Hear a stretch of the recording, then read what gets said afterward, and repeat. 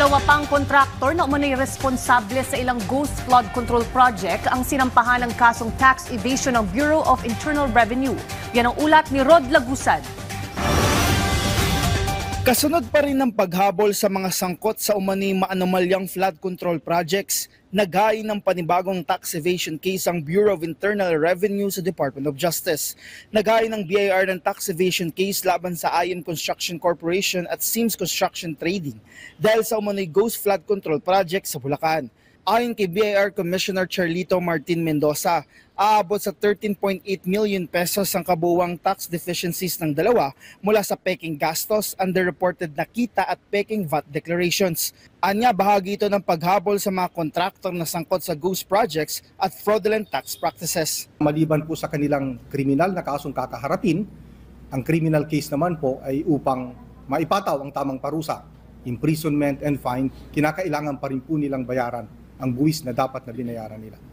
Naharap ang mga ito sa paglabag sa National Internal Revenue Code of 1997, kabilang na dito ang tax evasion at willful failure to supply correct and accurate information.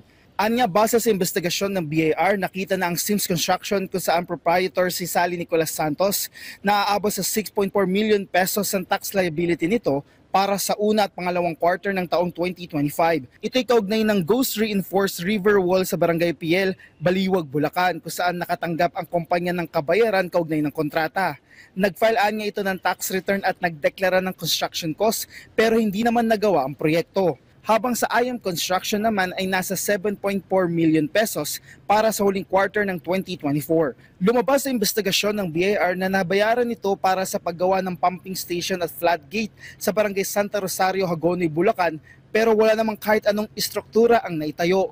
Kapareho ng Sims Construction Trading, nagdeklara ito ng construction cost kahit wala namang naitayo. Ayon sa BIR, ito ay ginawa para makaiwas sa pagbayad ng tamang buwis. Iniimbestigahan po natin ang lahat na posibleng involved dito sa mga flood control anomalies na ito, regardless of the personalities involved.